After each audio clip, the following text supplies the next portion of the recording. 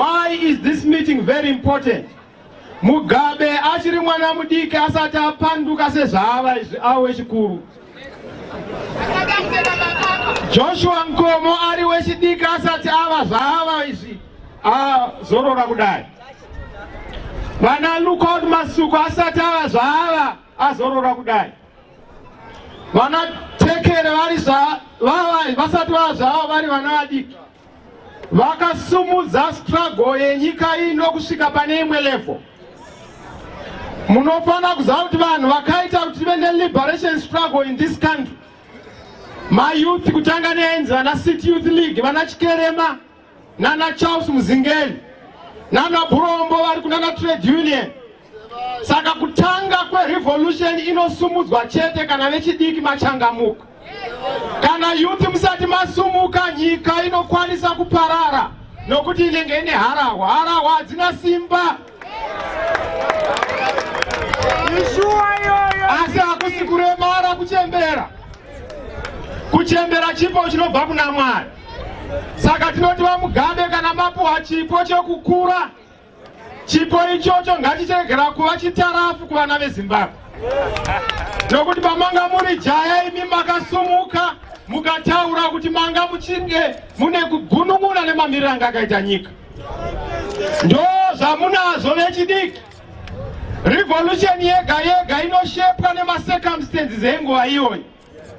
Vana Mugabe vaona kuti zvinhu zvanetsa, vakaita mapetrol bombs kuna Highfield. Munozviziva here? Vaona kuti zvanetsa, vakaita mastrike avaitungamirira vachirumiswa nembwa. Munozviziva here? Vaona kuti zvanetsa, vanhu vakasungwa vachipinda mumajere kwenguva yakareba. Because the struggle is determined by circumstances. Asi vakasvika pakuti vakaona kuti vanga vari kurova mudhuri, vakati takuenda kunotora pfuti, nokuti pfuti ndo inonzivisikwa nemunhu ane musindo.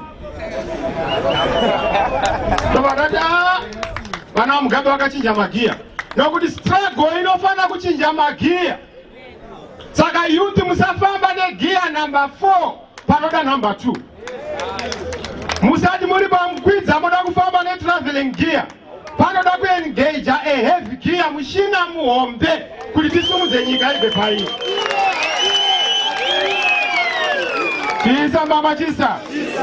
Ndiri kuti kudii?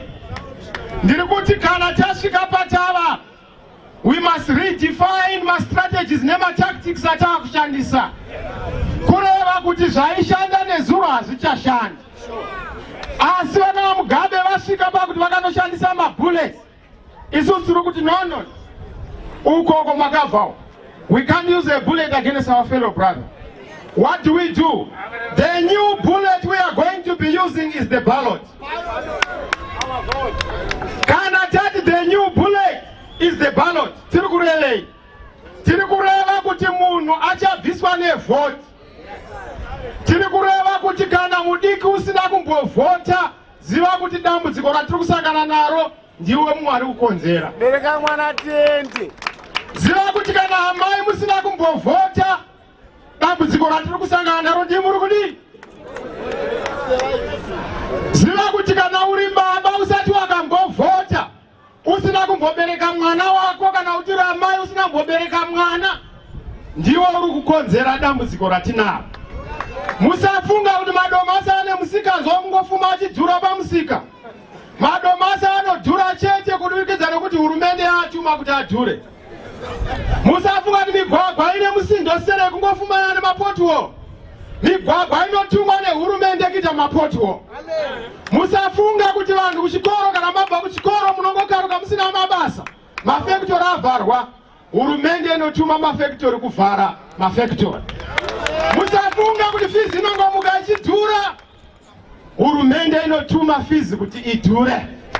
Musafunga kuti mapurisa anogona ngofuma achirova vanhu, kana masoja edu kuti anofuma achirova vanhu. Zvinobva chete kuti hurumende inenge yapa mutsetse weurongwa nehwaro hunofana kutorwa. Saka nzwisisai kuti kuoma kwezunhu hausi munyama. Kuoma kwezunhu inyaya yekuti hurumende iripo, basa haisi kugona. Vana vaMugabe vakaita basa reliberation. Say SG. But liberation is not adequate. Because that liberation was not completed, it was checked halfway. Yakaguma panzira ikaijekwa. We have a lot of Makwek revolutionaries. Vanhu vakanyemba kuti vaenda kuhondo votaza kuziva kuti vaenda kunomirira vanhu kwete kumirira matumbo avo. Ndosaka muchiona vaakuzvirangarira ivo. Hakuna one anogona kuti challenge kuti they are still real to the liberation struggle. That's why vakomana navasikana mune basa. Berekai mwana to complete the unfinished business of the liberation struggle. Izvi zvatava nazvo izvi. Vanachipanga nanakasukuere vapanhu vari kunana ZANU nana Mandowanzira hazvinei nemapati. It has to do with the republic. We must reconstitute the relevance of a republic. Chinonzi republic my institutions. Chinonzi republic my ideas. Chinonzi republic vanhu.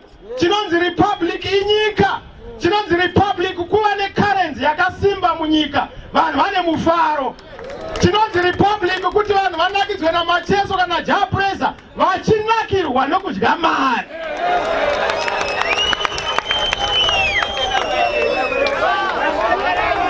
Saka munoona kuti zvose zvatakarwira hapana chatakarwira. Ndosaka ndatanga ndichiti patava pakuda kuridefine Comrade Gondo basa rewechidiki. Ndosaka pari kunzi bereka chii? Bereka mwana chidi? Isu hatisi kuzoenda kusango nokuti takaenda nana mukoma vedu. And I have been talking to my war veterans. Same DC, we are realigning forces. Takuita realign forces nema war veterans.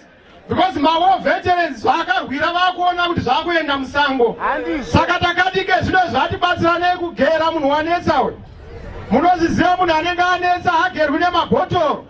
Munotobatsirana kuti mushandise reza kumuveura kuti zvinhu zvifambe zvakanaka.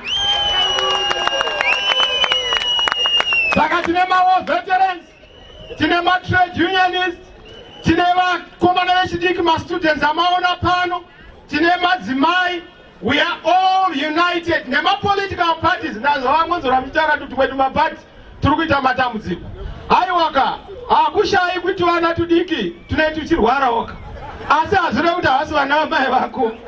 Vanorwara asi handei navo kuitira kuti nyika ifambe zvakadini? Zvakanaka. Chisa mama chisa. Bukula. Ezvako.